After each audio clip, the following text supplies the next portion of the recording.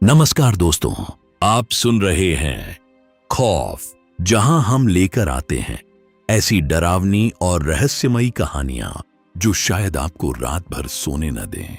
आज की इस वीडियो में मैं आपको सुनाने जा रहा हूं दो ऐसी सच्ची और डरावनी कहानियां जो धीरे धीरे आपके मन में डर पैदा करेंगी और शायद आपको अकेले में सोचने पर मजबूर कर देंगी। अगर आपको डरावनी कहानियां पसंद हैं तो चैनल खौफ को सब्सक्राइब जरूर करें। यह कहानी है एक ऐसे परिवार की जिसके अतीत में छिपा है एक ऐसा राज जिसे सुनकर आज भी रूह कांप उठती है। यह घटना लगभग 100 साल पुरानी है, जब भारत के उत्तर में बसे एक छोटे से गांव भैरवपुर में एक बहुत बड़ा हवेलीनुमा घर हुआ करता था। वो घर चारों तरफ से ऊंची दीवारों से घिरा हुआ था। अंदर कई आंगन थे, लंबे अंधेरे गलियारे और पुराने लकड़ी के दरवाजे जो हवा चलने पर खुद ही चरमराने लगते थे। उस घर में पंडित रघुनाथ का परिवार रहता था। उनके 3 भाई, उनकी पत्नियां और कई बच्चे। परिवार बड़ा था और हर समय घर में लोगों की आवाजें गूंजती रहती थीं। लेकिन उस घर के बारे में एक बात पूरे गांव में मशहूर थी कि वहां कुछ ऐसा है जो दिखाई नहीं देता लेकिन मौजूद है। लोग कहते थे कि हवेली के पीछे जो पुराना श्मशान था वह बहुत अशुभ है। रात होते ही वहां से अजीब आवाजें आती थीं, कभी किसी के रोने की, कभी हंसने की और कभी किसी के कदमों की।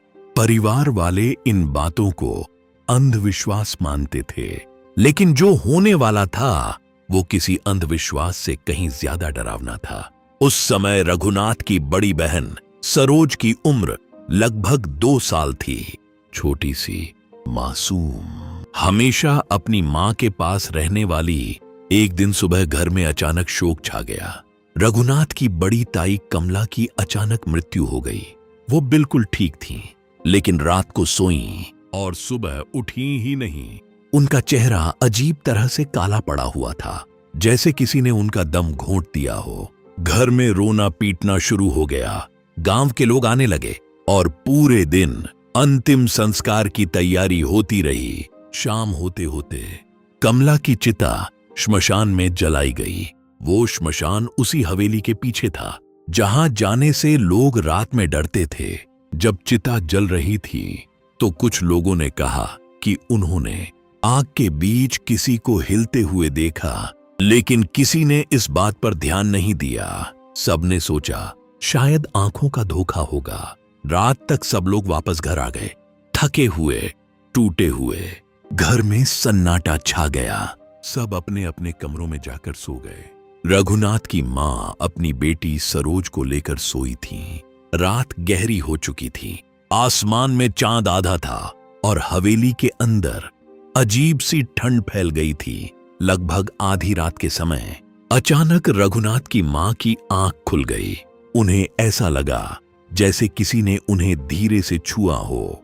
उन्होंने आंखें खोली और बगल में देखा। पहले तो सब सामान्य लगा, लेकिन कुछ ही सेकंड बाद उनका दिल तेजी से धड़कने लगा, क्योंकि जो उनके पास लेटा था वो उनकी बेटी नहीं थी। वो कुछ और था। घास और सूखे पत्तों से बना एक पुतला जिसे किसी ने इंसान की तरह कपड़े पहनाए थे।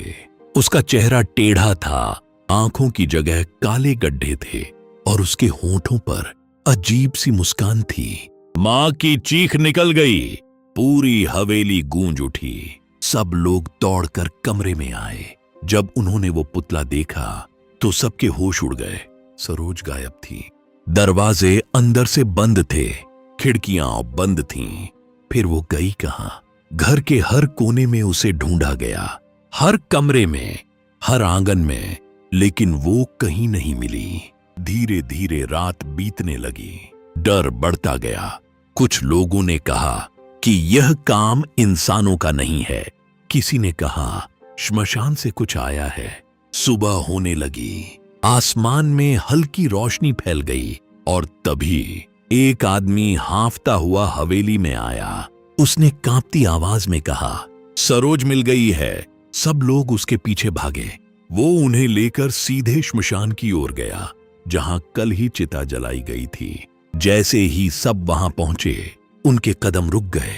सरोज वहीं बैठी थी, ठीक उसी जगह जहां कमला की चिता जली थी। वो राख के पास बैठी थी। उसका सिर नीचे झुका हुआ था, उसके बाल बिखरे हुए थे और उसके आसपास हवा बिल्कुल ठंडी थी, जैसे वहां जीवन का कोई अस्तित्व ही न हो। कोई आगे बढ़ने की हिम्मत नहीं कर रहा था। तभी अचानक सरोज धीरे धीरे खड़ी हुई और बिना किसी आवाज के राख के ऊपर चलने लगी।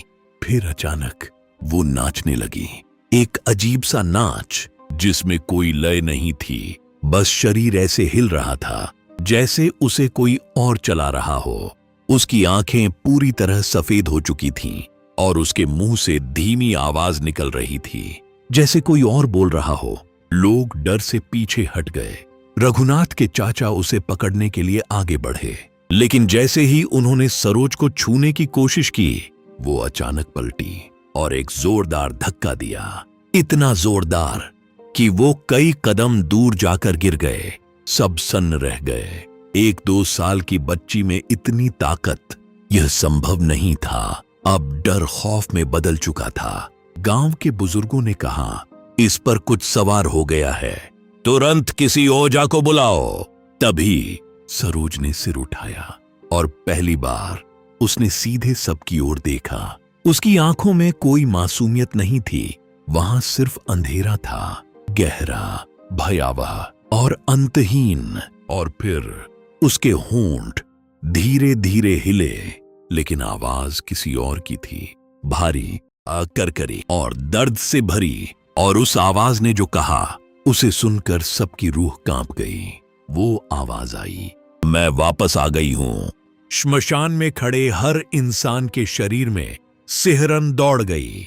किसी की हिम्मत नहीं हो रही थी आगे बढ़ने की। रघुनाथ की मां रो रही थी, लेकिन उनकी आवाज जैसे गले में ही अटक गई थी। सरोज अब भी खड़ी थी। उसका शरीर धीरे धीरे झूल रहा था, जैसे कोई अदृश्य शक्ति उसे नियंत्रित कर रही हो। गांव के लोग तुरंत एक ओझा को बुलाकर लाए।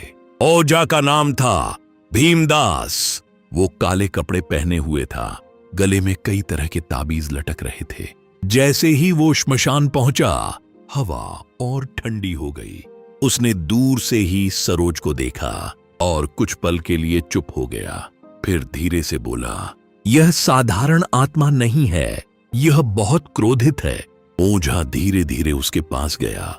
उसने मंत्र पढ़ना शुरू किया और ऊंची आवाज में पूछा, कौन है तू? सरोज का सिर धीरे से उठा और वही डरावनी आवाज गूंजी, मैं कमला हूं।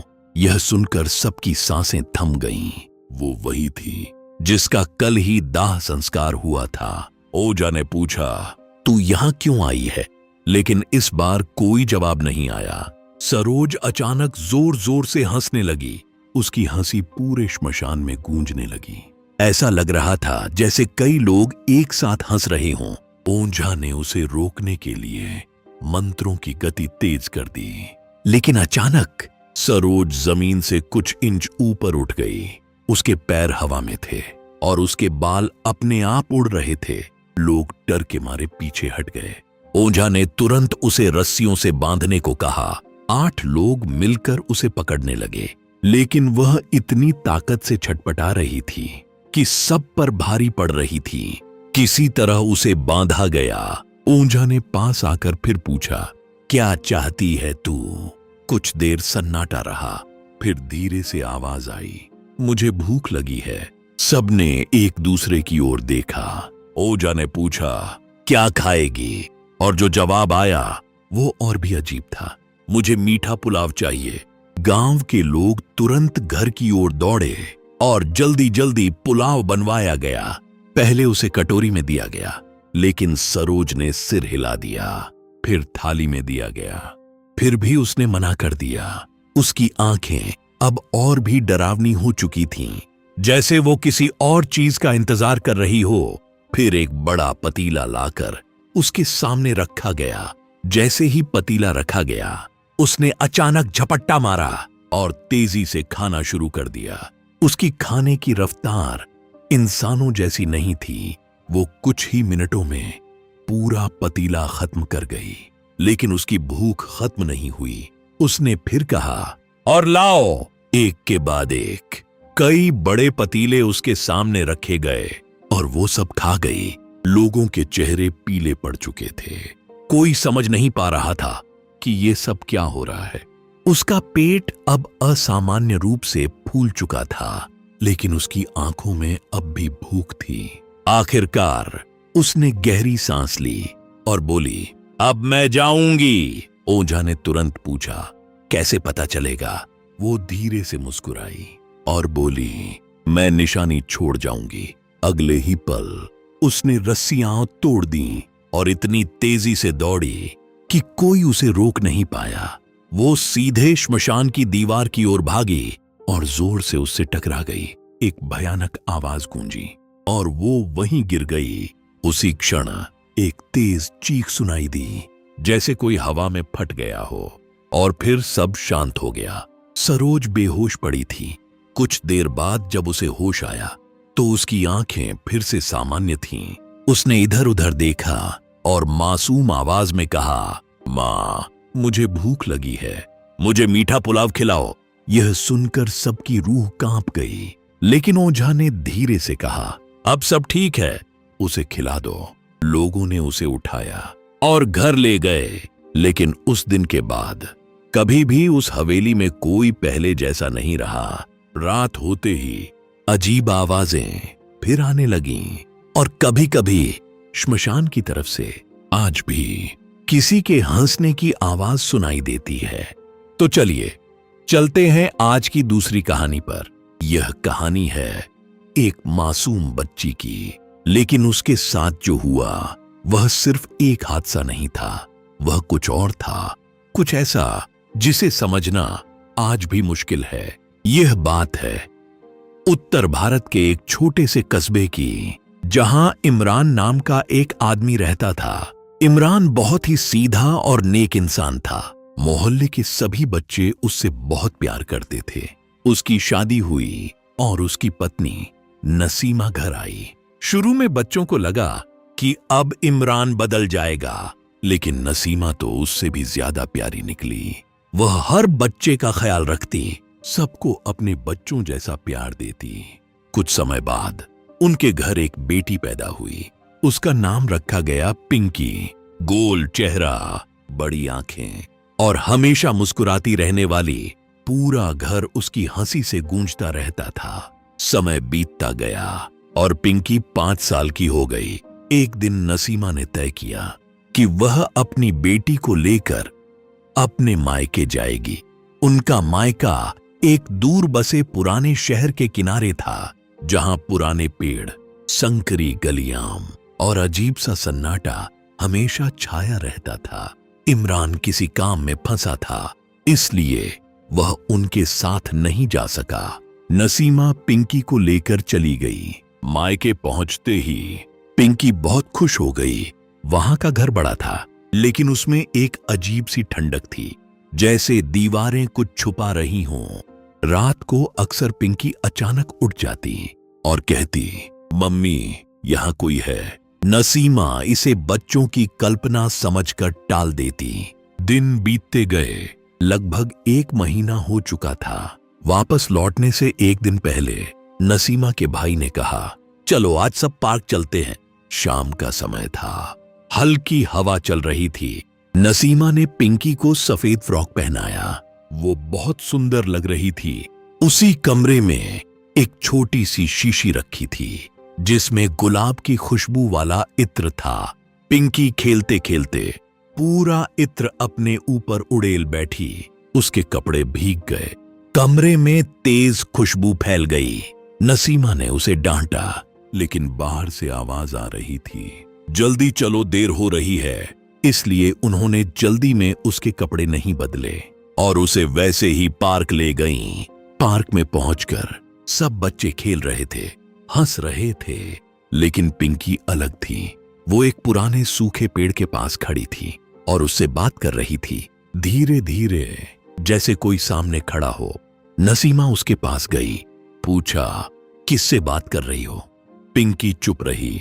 उसकी आंखें पेड़ पर टिकी थीं, जैसे वो किसी को देख रही हो। फिर अचानक वो मुस्कुराई, लेकिन वह मुस्कान सामान्य नहीं थी, जैसे किसी और की हो। नसीमा का दिल घबराने लगा। उन्होंने उसे पकड़कर अपने पास कर लिया और घर लौट आईं। रात होते होते पिंकी को तेज बुखार हो गया। उसका शरीर जल रहा था, लेकिन उसकी आंखें ठंडी थीं। वो बार बार एक ही बात कह रही थी, वो मुझे बुला रही है। कौन? यह पूछने पर वो चुप हो जाती। अगले दिन उन्हें वापस लौटना था, इसलिए मजबूरी में उन्होंने सफर शुरू किया। ट्रेन रात में थी, डिब्बे में हल्की रोशनी थी। कुछ लोग सो रहे थे, कुछ जाग रहे थे। नसीमा खिड़की के पास बैठी थी। पिंकी उनके गोद में थी। उसका शरीर अब भी गर्म था, लेकिन वो बिल्कुल शांत थी, अजीब तरह से शांत, जैसे कोई गहरी नींद में हो। ट्रेन धीरे धीरे अंधेरे को चीरती आगे बढ़ रही थी। बाहर सिर्फ काला अंधेरा था। कभी कभी पेड़ों की परछाइयां दिखती और फिर गायब हो जाती। आधी रात के करीब नसीमा को अचानक महसूस हुआ कि कोई उन्हें देख रहा है। उन्होंने खिड़की की तरफ देखा और जो उन्होंने देखा उससे उनका खून जम गया। खिड़की के बाहर एक लड़की खड़ी थी, चलती हुई ट्रेन के साथ। उसकी आंखें बिल्कुल स्थिर थीं और चेहरा पीला। वो धीरे धीरे खिड़की के अंदर आई, जैसे हवा का हिस्सा हो, और उनके सामने खड़ी हो गई। नसीमा का शरीर जड़ हो गया। वो हिल भी नहीं पा रही थी। लड़की ने धीरे से कहा, इस बच्ची को कहां ले जा रही हो? यह मेरी है। उसकी आवाज ठंडी थी, जैसे कब्र से आ रही हो। नसीमा कुछ बोल पाती, उससे पहले वो लड़की गायब हो गई। और उसी पल नसीमा को एहसास हुआ कि उनकी गोद में पड़ी पिंकी अब सांस नहीं ले रही थी। नसीमा का दिल जोर जोर से धड़कने लगा। उन्होंने पिंकी को हिलाया, लेकिन कोई हरकत नहीं हुई। उसका शरीर अब ठंडा पड़ चुका था। उनकी आंखों से आंसू बहने लगे। लेकिन तभी पास वाली सीट से एक औरत उनके पास आई। उसने धीरे से कहा, रो मत। अगर किसी को पता चल गया कि बच्ची मर चुकी है तो तुम्हें ट्रेन से उतार देंगे। नसीमा डर गई। उन्होंने अपने आंसू रोक लिए और पिंकी को सीने से लगा लिया। लेकिन कुछ ही देर बाद उन्हें अजीब सा एहसास हुआ, जैसे पिंकी का शरीर बदल रहा हो। उन्होंने नीचे देखा और उनका दिल रुक गया। पिंकी का शरीर धीरे धीरे बड़ा हो रहा था। उसका चेहरा बदल रहा था। हड्डियां फैल रही थीं, त्वचा खींच रही थी। कुछ ही मिनटों में वो 5 साल की बच्ची नहीं रही। वो एक जवान लड़की की तरह दिखने लगी, ठीक वैसी ही जैसी उन्होंने खिड़की में देखी थी। नसीमा अंदर ही अंदर टूट चुकी थी, लेकिन वो कुछ नहीं कर सकती थीं।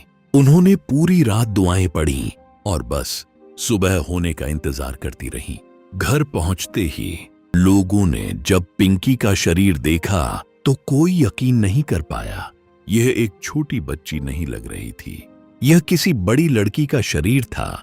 इमरान ने जब अपनी बेटी को देखा तो वो वहीं बैठकर रोने लगा। घर में मातम छा गया। आखिरकार उसे दफना दिया गया। सब कुछ खत्म हो चुका था, लेकिन असली डर अभी बाकी था। उसी रात जब सब सो चुके थे, नसीमा अपने कमरे में अकेली थी। कमरे में हल्की अंधेरी थी और बाहर से हवा की आवाज आ रही थी। तभी दरवाजा धीरे से खुला। नसीमा ने सिर उठाया और देखा, एक छोटी बच्ची कमरे में खड़ी थी। वो बिल्कुल पिंकी जैसी थी, लेकिन उसकी आंखें इंसानी नहीं थीं। वो खाली थीं, गहरी और अंधेरी। वो धीरे से बोली, तुम्हारी बेटी का रूप मैंने ले लिया है और उसका रूप उसे दे दिया है। नसीमा की चीख निकल गई, लेकिन आवाज बाहर नहीं गई, जैसे किसी ने उसे दबा दिया हो। वो बच्ची धीरे धीरे पीछे हटी और अंधेरे में गायब हो गई। उस दिन के बाद नसीमा कभी पहले जैसी नहीं रही, और जब भी कोई उस घर में पिंकी की तस्वीर देखता तो ऐसा लगता जैसे उसकी आंखें आपको देख रही हों। अगर आपको यह कहानी पसंद आई तो वीडियो को लाइक जरूर करें। और एक जरूरी बात, हमारे चैनल को देखने वाले 95% लोग अभी तक सब्सक्राइब नहीं करते, तो अगर आप भी उनमें से एक हैं तो प्लीज चैनल खौफ को सब्सक्राइब जरूर करें। आपका एक सब्सक्राइब हमें और भी ऐसी डरावनी कहानियां लाने के लिए मोटिवेट करता है। कमेंट में लिखें खौफ। मैं फिर मिलूंगा एक नई डरावनी कहानी के साथ।